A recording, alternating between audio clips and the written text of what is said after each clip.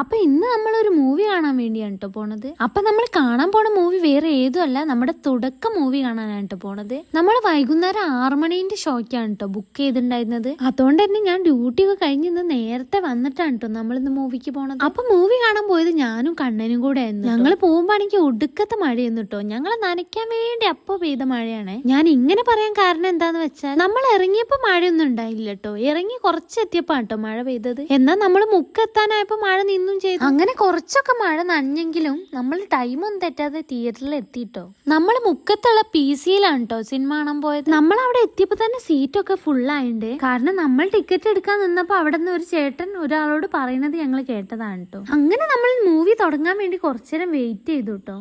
അങ്ങനെ കുറച്ച് കഴിഞ്ഞപ്പോ തന്നെ മൂവി തുടങ്ങി കേട്ടോ. എന്റെ ഒരു അഭിപ്രായത്തിൽ പറയുകയാണെങ്കിൽ നിങ്ങൾ എല്ലാവരും ഇത് തിയേറ്ററിൽ തന്നെ പോയി കാണണമെന്നാണ് കേട്ടോ. എനിക്ക് ഈ ഫിലിമിന് പോയപ്പോ യാതൊരു ഐഡിയ ഇല്ലേന്ന് കേട്ടോ.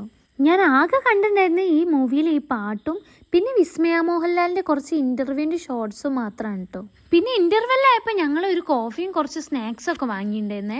അങ്ങനെ ഒരു 8 മണി 8:30 ആയപ്പോഴേക്ക് ഫിലിം കഴിഞ്ഞ്. പിന്നെ ഒരു കാര്യം പറയുകയാണെങ്കിൽ ആർക്കെങ്കിലും ഫിലിമിന്റെ പേര് ഫോട്ടോ എടുക്കണമെങ്കിൽ അത് തുടക്കത്തിന്റെ തുടക്കം ഉണ്ടാവില്ല, ഒടുക്കമാണുള്ളത്. പിന്നെ ഫിലിം കണ്ടിരുന്ന സമയം പോയതേ അറിഞ്ഞില്ല കേട്ടോ. അപ്പൊ ഗൈസ് നമ്മൾ ഇനി വീട്ടിൽ പോവാണ്. ഈ വീഡിയോ ഇത്രേ ഉള്ളൂ. എല്ലാവർക്കും ടാറ്റാ.